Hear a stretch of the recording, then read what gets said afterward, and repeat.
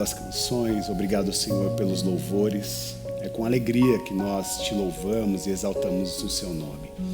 É com alegria que nós estamos aqui. É com alegria que nós recebemos esse refrigério na alma, como um abraço, como um toque vivo da sua presença. A nossa oração é para que todos e todas possam receber, sentir, presenciar essa atmosfera tão grandiosa do seu amor.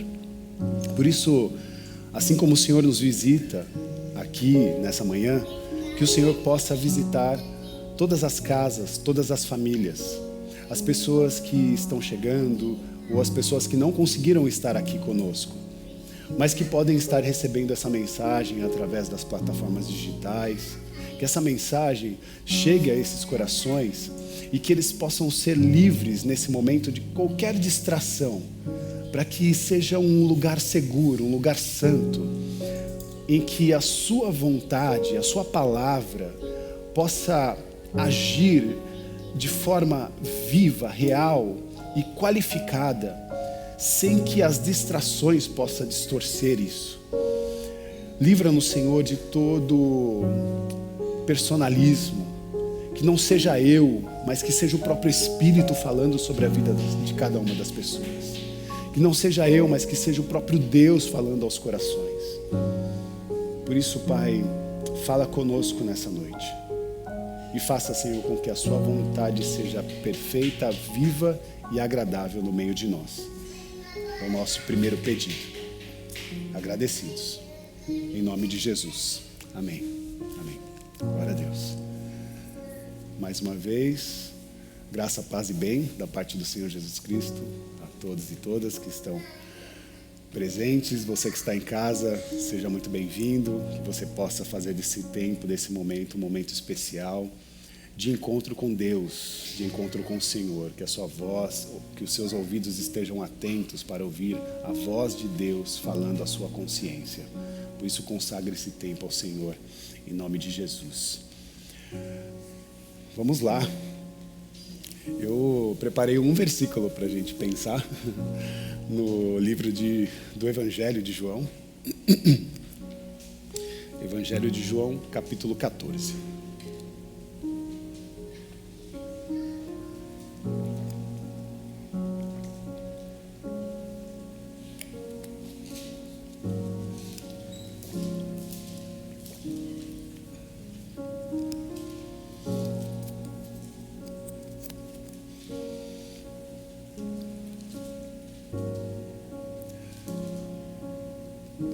João 14, versículo 6.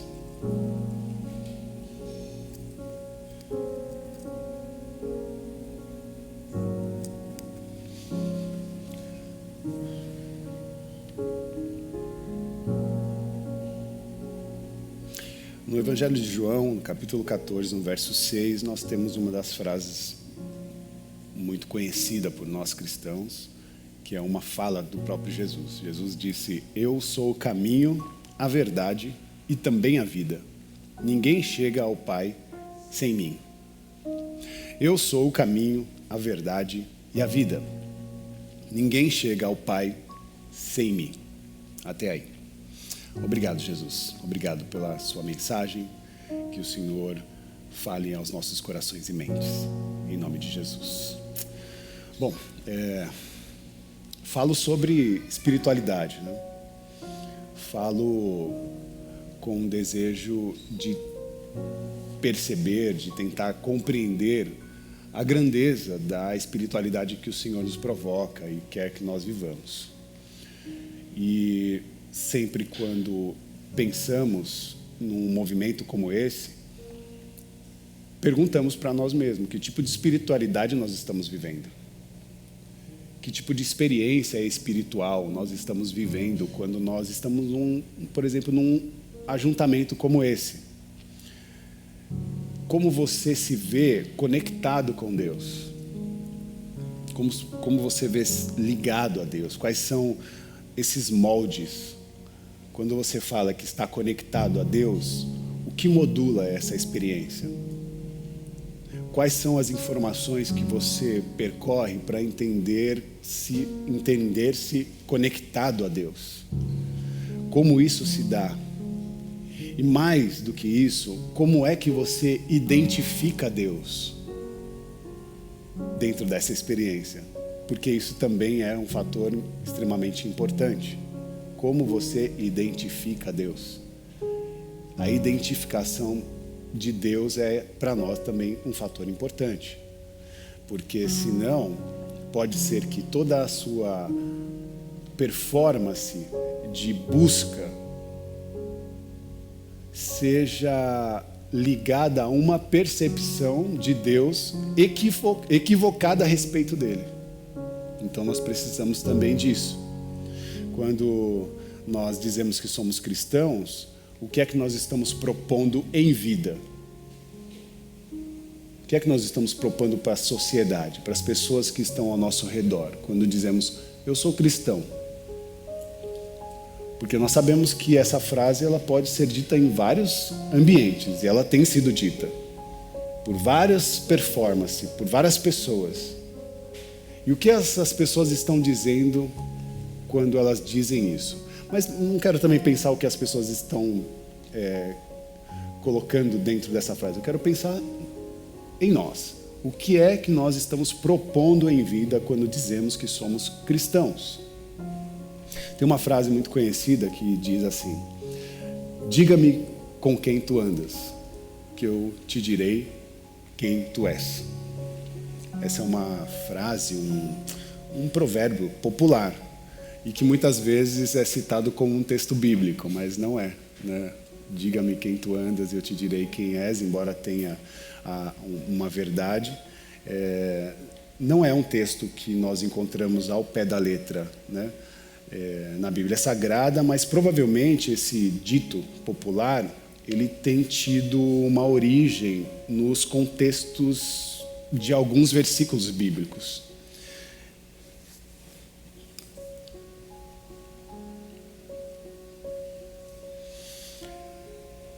Desculpe, queridos. Então, assim, quando nos percebemos dentro desse olhar, diga-me quem tu andas e eu te direi quem és, esse provérbio popular ele pode ter uma percepção, e eu até separei alguns versículos bíblicos que se aproximam, são similares, né? Por exemplo, Provérbios capítulo 13, versículo 20 diz assim: o que anda com os sábios ficará sábio, mas o companheiro dos tolos será destruído. Provérbios 13, 20. Outro texto, Salmos 1, versículo 1. Bem-aventurado o homem que não anda segundo o conselho dos ímpios, nem se detém no caminho dos pecadores, e nem se assenta na roda dos escarnecedores. O apóstolo Paulo, em 1 Coríntios 15, 33, diz: não vos enganeis, as más companhias corrompem os bons costumes.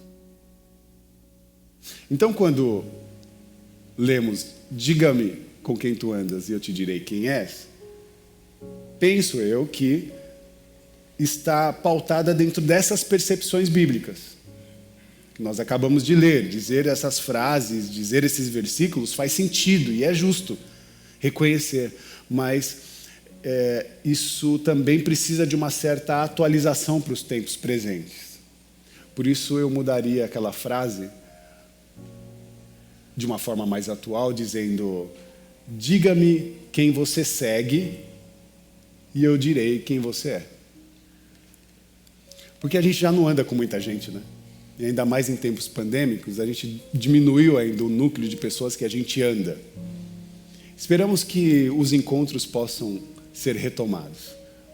Mas enquanto isso não acontece, a nossa experiência está dentro de um outro campo. Por isso, diga-me com quem tu andas pode ser ressignificado para esse momento como: diga-me quem você segue e eu direi quem você é. como eu disse, não basta dizer que você é uma pessoa de fé. Não basta dizer que você é uma pessoa que guarda a palavra de Deus. Decorar versículos bíblicos, citar, né? Ficar tuitando versículos bíblicos, repostando, não nos é suficiente. Não nos é suficiente. Porque o que é importante e o que eu percebo no texto que nós lemos, especialmente de Jesus, é que ele está dizendo algo muito mais profundo do que uma frase de impacto. Eu sou o caminho, a verdade e também a vida. Ninguém chega ao Pai senão a mim. Jesus está sugerindo uma participação de toda a humanidade em uma realidade encarnada. Não é possível se conectar, não é possível se unir a Deus se nós não conseguirmos perceber a importância de um Jesus vivo, encarnado na humanidade, na história e na realidade. E aí você pode me dizer, Rafa, tudo bem, eu sou o caminho, a verdade e a vida. O que Jesus nos fornece dentro dessa experiência? O que ele está trazendo como um princípio importante para a nossa percepção? Primeiro, ele, Jesus, nos fornece caminho, e quando falamos de caminho, lembramos GPS, orientação. Caminho, orientação, é o que nos tira do lugar de perdição, nos deixa, se estávamos perdidos, agora nós temos uma orientação, nós saímos da perdição e encontramos sentido. Então, quando Jesus diz, eu sou o caminho, ele está dando para nós a oportunidade de encontrar sentido para a vida, sentido para a nossa existência, sentido para a nossa presença no mundo. É essa orientação que ele nos propõe. Por isso, quando nós olhamos para nós, examinamos a nós mesmos, a saber qual é o nosso sentido na vida, em vida, para a vida, implica procurar ou percorrer a experiência de Jesus na história. Outra coisa que Jesus nos fornece é a palavra verdade. Verdade como realidade. É essa constatação do fato. Verdade como realidade, como perceber que não é possível se conectar com Deus sem nós, de fato, mergulharmos na experiência humana. Não é possível se conectar com Deus se nós não mergulharmos na realidade da vida humana, de vidas humanas. Em palavras mais simples, sem querer ser simplório, eu estou dizendo que encontrar a Deus é ver você. É a oportunidade de te ver. Não é possível ver a Deus sem nos conectar com a realidade humana, com a realidade das nossas vivências, sem a realidade comunitária, sem perceber a humanidade do outro. Não é possível. E essa talvez seja uma das grandes marcas de Jesus. Uma das grandes marcas na história, porque Jesus, de fato, mergulhou profundamente na humanidade. Isso é extraordinário. Alguém que se desconectou, se esvaziou das suas prerrogativas divinas e mergulhou na história e se fez humano, como eu e como você. Então, se eu tivesse que deixar uma frase, um pensamento, uma reflexão, eu diria para que você esvazie a sua alma e converta-se ao Senhor. Esvazie a sua alma e converta-se a Deus. Porque essa frase, ela deveria permear o nosso cotidiano. O processo de esvaziamento precisa também ser feito sem medo. Porque nós estávamos conversando essa semana sobre um dos nossos irmãos aqui presentes que está fazendo a mudança de casa, né? Está saindo da casa que ele morava antes e indo para uma nova casa. E eu tenho certeza que em algum momento ele teve que se desfazer de coisas que ele tinha naquela antiga morada para ir para uma nova casa. E esse processo de desconexão, de quebra de vínculo, né, é extremamente importante para dar oportunidade para um novo espaço, para o novo, né? E isso acontece com as nossas vidas também. A oportunidade de nós nos desconectarmos de coisas que nos sobrecarregam a alma, o coração. Por que também não dizer a mente? Estamos cansados e sobrecarregados, e o alívio que o Senhor nos propõe é a oportunidade de nos esvaziar de tudo aquilo que nós até mesmo nos alimentamos ao tempo, né? Pela vida. Então, se converter sugere a nós tomada de decisão, tomar uma nova atitude, para que você possa de fato seguir uma nova direção. Os teólogos vão chamar isso de kenosis. E a kenosis é um conceito da teologia cristã que trata desse processo de esvaziamento da nossa vontade, né? É o esvaziamento da vontade própria de um ser, de uma pessoa,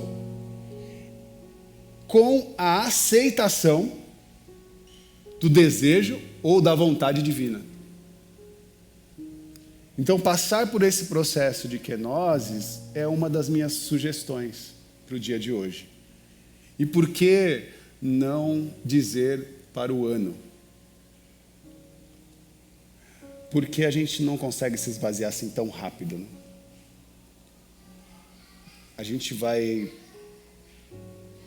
precisar percorrer os armários, os quartos escuros da nossa alma, os traumas, as dores, aquilo que sofreu, essa investigação mais profunda do nosso ser será necessária, e ela é feita dia a dia, na caminhada.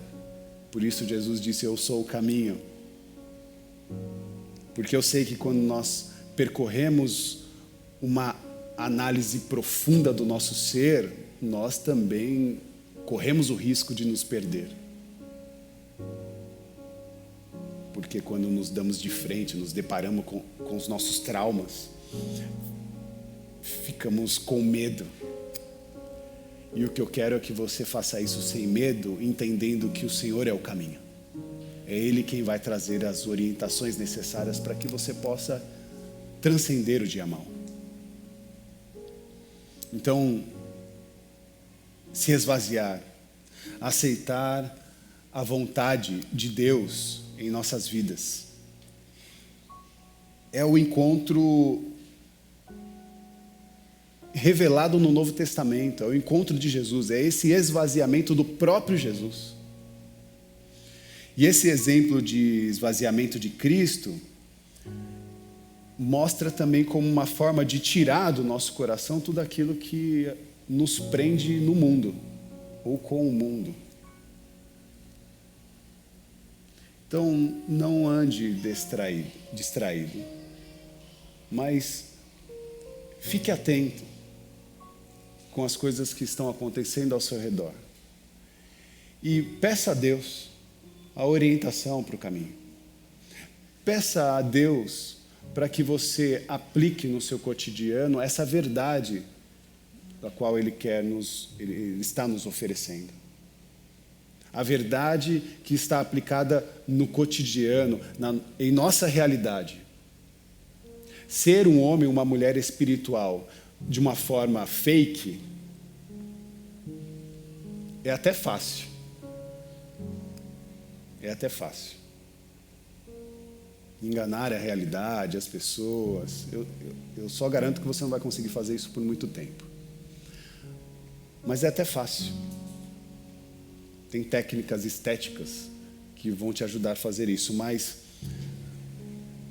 falar do nosso contexto real, de vida, de cotidiano, exige de nós uma nova postura, uma nova percepção, um novo jeito de falar, de agir, de receber e perceber.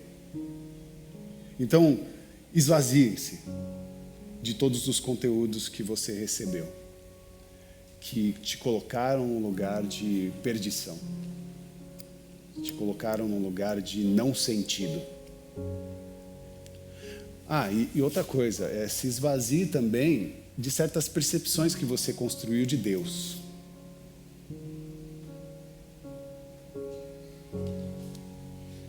Complicado, né? Complicado porque tem muito mais a ver certas percepções que temos de Deus com os nossos desejos do que, de fato, com o que Ele é. Muito mais a ver com os nossos desejos de posse, ou de posses, muito mais a ver com os nossos desejos de poder, nossa sede de ganância pelo poder, por estar acima, por conseguir os melhores lugares. É isso que mais se vende hoje na internet. Você abre o Facebook, o Instagram, as pessoas estão vendendo para você alta performance. Você em primeiro lugar. Você como um super-homem, uma super-mulher. Um super-humano. Essas são as propostas que a sociedade tem colocado para nós. E ela traz isso através da psicologia, ela traz isso sobre as mentorias que estão aí sendo vendidas em todas as plataformas. Isso também acontece dentro das igrejas. E de repente a gente vai para a igreja buscando uma alta performance, uma performance individual, uma performance egóica, egocêntrica. Nós estamos querendo eu ia falar nossa, mas não tem nem como, porque uma busca egóica é sempre a minha vitória. É a vitória do eu.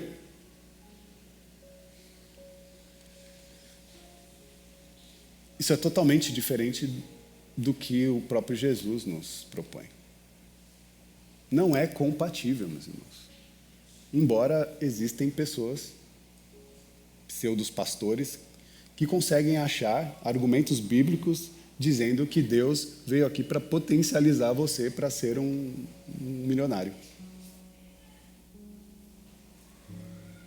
Sendo que Deus, cheio de glória, majestade, riqueza, poder, se esvaziou de todas as suas prerrogativas divinas e se diminuiu. Tanto, que coube no ventre de uma mulher. Se humilhou tanto, que babou no colo de uma mulher. E chorou com anseio de peito. O Senhor se esvaziou da sua glória, do seu poder, do seu senhorio e mergulhou na humanidade. E agora revela para nós que Ele é o caminho, a verdade e a vida. Então, a orientação que Ele nos dá como caminho implica na realidade da verdade que Ele nos apresenta. Um Deus que não é egóico, não é egocêntrico, mas pelo contrário se desconectou de tudo que tinha para mergulhar na humanidade, se entendendo como um nada. Frágil. frágil. Nós vivemos e temos uma existência frágil, meus irmãos. Se a gente não comer, a gente morre. Se a gente não olhar para os dois lados antes de atravessar a rua, a gente vai se ferir. A vida exige muita coisa da humanidade. E nós temos o privilégio de seguir um Deus que se humanizou e que viveu uma vida como aqui nós vivemos. Se não pior, porque ele morreu e morte de cruz. Ele foi torturado, morto. Mas antes de morto, zombado, humilhado. Então essa noção para nós é urgente nos dias de hoje, para que nós não sejamos enganados por qualquer discurso que queira fazer prevalecer o nosso ego, o nosso eu. Nós temos uma sociedade que implica uma força por resultado, por ganhos. O empoderamento é o poder que percorre dentro do dinheiro. Há uma semana e meia atrás, nós recebemos o relato que o Meta do Facebook perdeu 26 bilhões da sua riqueza. Como isso se dá numa sociedade tão injusta? Como se dá a experiência de um ser humano que se apresenta para nós como um super-humano, que é dono de todas as redes de comunicação, de maior expressão no mundo. E, de repente, esse ser aí é datado não mais por uma não mais por as inteligências comunitárias que acontecem em torno dessa estrutura, mas ela é sempre personalizada. Nós falamos dessa rede, falamos de um, e atribuímos todo o valor para esse um. E vendemos curso de potencialização para você ser similar como esse um. E aí todo mundo quer ser Mark, todo mundo quer ser Jobs, todo mundo quer ser... menos Jesus.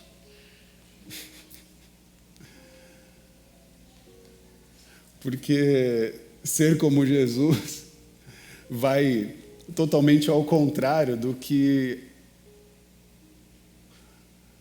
o sistema tem nos empurrado. Por isso a minha proposta nesse dia é que você percorra esse caminho de esvaziamento. Porque é a partir daí que você vai também se livrar das suas percepções equivocadas referente a Deus, se livrar das percepções equivocadas referente ao que a sociedade, o sistema, né, em vários espectros nos impõe. Se você quer ver a Deus, siga Jesus. Numa simples frase: eu sou o caminho, a verdade e a vida. Ninguém chegará ao Pai se não for por Cristo Jesus, o nosso Senhor. Ele é o nosso maior referencial. Então, quando alguém perguntar para você o que é ser cristão e por que você se põe como cristão ou cristão no mundo, você já pode dizer: porque ele é o maior referencial de humanidade que a história já viu. E é nesse modelo que eu quero enquadrar a minha realidade de vida, para que eu possa perceber que os sinais dos céus estão postos na história, a partir de mim, em nome de Jesus. Que Deus nos abençoe, meus irmãos.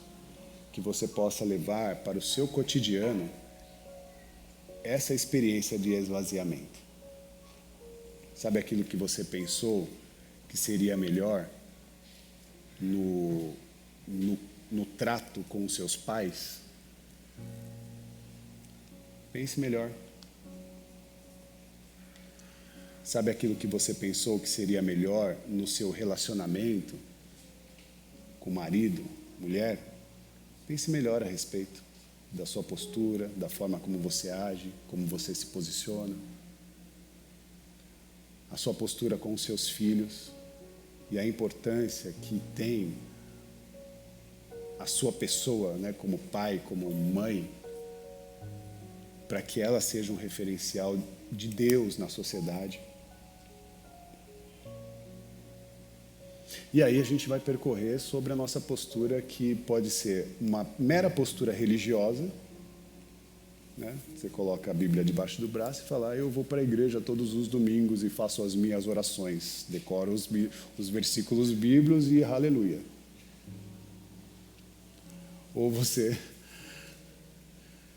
quebra, né, esse vínculo das estéticas e faz para fazer com que as ações aconteçam a partir de um posicionamento rico, né? Tá bom, sim, já entendi. Você viu, até a Siri quer falar. Mas que você possa perceber isso, né? Que você possa dar essa oportunidade das humanidades à sua volta perceberem a presença de Deus na sua pessoa. Como aquele que ama, como aquele que acolhe, como aquele que também transforma, né? E é transformado. Amém? Que Deus nos abençoe, queridos. Nós entramos num mês difícil, porque estamos precisando fazer um movimento talvez um pouco mais forte social. E eu quero orar na possibilidade da gente conseguir potencializar as nossas ações sociais. Por isso, na tela, você que está em casa também pode contribuir para que a comunidade possa levar, né, subsídio às famílias que estão necessitadas. E nós estamos orando e pensando formas de acolher pessoas que estão num lugar de perdas emocionais. Nós precisamos formar mais rodas de diálogo, de conversa e alcançar as pessoas que estão psiquicamente machucadas. Obviamente que não somos profissionais da psicologia, mas podemos, a partir desses encontros e conversa, resgatar essas pessoas, direcionando talvez para os profissionais, como um movimento espiritual. Amém? Então, se coloque também à disposição para essa oração e para essa intercessão. Você que está em casa, você que está em depressão, você que se sente fraco, deprimido. Existem muitos produtos na internet sendo oferecidos para que você saia dessa condição. Mas a sua fragilidade, ela não pode ser uma mercadoria. Saiba que a libertação da sua consciência, do seu coração, da sua dor, pode acontecer sem que exija de você sequer qualquer outro sacrifício. Não é necessário entregar nada a não ser o seu coração ao Senhor para um caminho de transformação. Por isso, nós estamos abertos para recebê-los. Amém. Amém. Oremos. Pai nosso que estás nos céus, santificado seja o teu nome. Venha a nós o teu reino, seja feita, Senhor, a sua vontade, assim na terra como nos céus. O pão nosso de cada dia nos dai hoje. Perdoa, Senhor, as nossas dívidas, assim como nós perdoamos aos nossos devedores, e não nos deixes cair em tentação, mas livra-nos do mal, pois teu é o reino, o poder e a glória para todos sempre. Amém. Que o amor de Deus, que a graça do Senhor Jesus Cristo e que a manifestação do Espírito Santo, o Consolador, esteja sobre a vida de cada um de vós. Sejam abençoados com todas as sortes de bênçãos espirituais. Tenham uma semana maravilhosa. Em nome do Pai, do Filho e do Espírito Santo. Amém. Amém. Que Deus nos abençoe.